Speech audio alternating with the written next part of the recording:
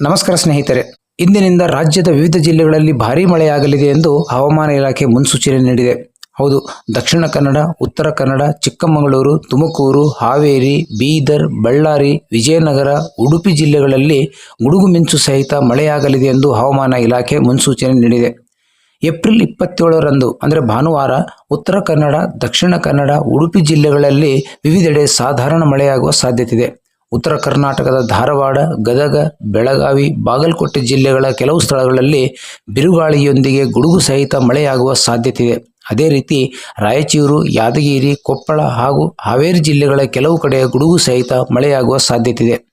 April 28ರಂದು Uttara Kannada, Dakshina Kannada, Udupi, Gadag, Haveri, Chikkamagaluru, Kodagu, Davanagere, Chitradurga, Vijayanagara, Hassan, Shivamogga, Mandya, Tumakuru, Mysuru ಜಿಲ್ಲೆಗಳಲ್ಲಿಯೂ ಸಹಿತ ಗುಡುಗು ಸಿಡಿಲಿನೊಂದಿಗೆ ಸಾಧಾರಣ ಮಳೆಯಾಗಲಿದೆ. ಇಲ್ಲಿ ಗಂಟೆಗೆ 40ರಿಂದ 50 ಕಿಲೋಮೀಟರ್ ವೇಗದಲ್ಲಿ ಗಾಳಿ ಬೀಸಲಿದೆ. ಏಪ್ರಿಲ್ 29, 30 ಹಾಗೂ ಮೇ 1ರವರೆಗೆ ರಾಜ್ಯದ ವಿವಿಧ ಜಿಲ್ಲೆಗಳಲ್ಲಿ ಸಾಧಾರಣ ಮಳೆಯಾಗುವ ಸಾಧ್ಯತೆಯಿದೆ. ನಿಮ್ಮೂರಿನಲ್ಲಿ ಮಳೆಯಾಗುತ್ತೋ ಇಲ್ಲೋ ಎಂಬ ಮಾಹಿತಿ ಈಗ ನೀವು ಮೊಬೈಲ್ನಲ್ಲೇ ಪಡೆಯಬಹುದು. ಹೌದು ಮಿತ್ರರೇ, ವರುಣ ಮಿತ್ರ ಸಹಾಯವಾಣಿ ನಂಬರ್ 9243345433 ಈ ನಂಬರಿಗೆ ಕರೆ ಮಾಡಿದರೆ ಸಾಕು. ಈಗ ನೀವು ದಿನನಿತ್ಯದ ಹವಾಮಾನ ವರದಿಯನ್ನು ಪಡೆದುಕೊಳ್ಳಬಹುದು. ಇದು ದಿನದ 24 ಗಂಟೆಗಳ ಕಾಲ ಕಾರ್ಯನಿರ್ವಹಿಸಲಿದೆ.